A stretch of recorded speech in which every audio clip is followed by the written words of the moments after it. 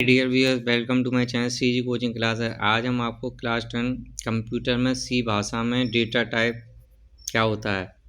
हमने आपको सी भाषा से आप क्या समझते हैं ये बता चुके हैं। तो देखिए, सी भाषा में जब डाटा का उपयोग होता है तो इन्हें प्रयोग करने से पहले इनके प्रकार को निर्धारित किया जाना अति आवश्यक होता है, जिससे कंप्यूटर की सीमित मेमोरी में ऐसे स्थान पर पर्याप्त स्थान दिया जा सके। तो पहला हमारा इंटीजर होता है। इंटीजर पूर्ण संख्या होती है, जैसे 1 2 3 4, मतलब उसमें डेसिमल नहीं होगा। इनकी लंबाई कंप्यूटर की क्षमता पर निर्भर करती है।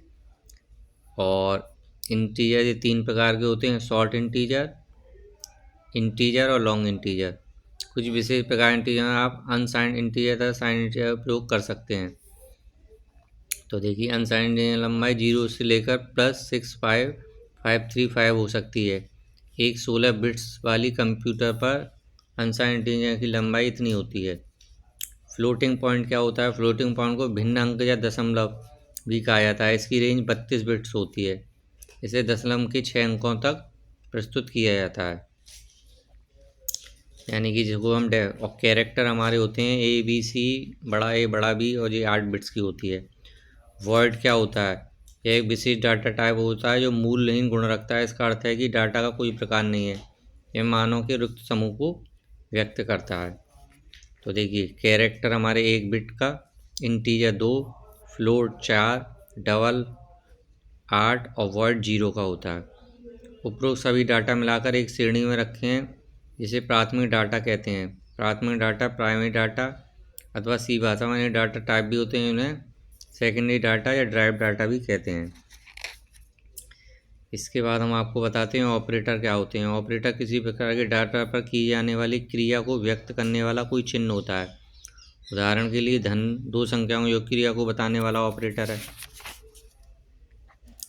अंकगणितीय ऑपरेटर में हमारे यूनरी और बाइनरी 2 प्रकार के होते हैं। देखो, एडिशन यूनरी है, सब्सट्रैक्शन यूनरी माइनस है, मल्टीप्लिकेशन डिवीज़न और रिमाइंडर आफ्टर डिवीजन और मॉड्यूलो भी बोलते हैं इसे। संबंधवाचक ऑपरेटर में हमारे ये ऑपरेटर 2 विभिन्न संख्याओं या मुद्राओं की तुलना करने के लिए प्रयोग करते हैं। और less than, greater than, less than और इक्वल टू, तो इसका आप देख लेना। तार्किक ऑपरेटर यानी कि लॉजिकल में इस तरीके का साइन, लॉजिक और में इसका, और लॉजिक नॉट। और निर्धारण ऑपरेटर में हमारे चर, मुद्रा, वेरिएबल एक्सप्रेशन होते हैं। इंक्रीमेंट में अगर हमको एक बढ़ाने से प्लस आएगा, घटाना है तो माइनस आएगा। और नियंत्रण संरचनाओं में हमारे लूप आते हैं, if statement, if else statement, ये कंडीशन हमको शो करते हैं। फॉर लूप क्या होता है? फॉर लूप का प्रयोग ऐसे होता है, हमें किसी कथन या कथन समूह का पालन कई बार कराना होता है। इसका सामान्य रूप इस प्रकार होता है। इस सामान्य रूप में एक कोष्ठक में 3 तत्व, पहला तत्व केवल एक बार पालित किया जाता है। और इस तरीके से आप कर सकते हैं इसको हम आपको। और फॉर लूप और व्हाइल लूप क्या होता है? फॉर लूप ऐसे स्थानों पर या ठीक ज्ञात लूप हुआ, और दूसरी को व्हाइल लूप का प्रयोग ऐसे स्थानों किया मुझे प्राप्त नहीं है, तो इसको आप डू व्हाइल लूप। एक कंडीशन से हम आपको इसको समझा देते हैं। लूपिंग होती है हमारी, इसका क्वेश्चन बहुत इम्पोर्टेंट है।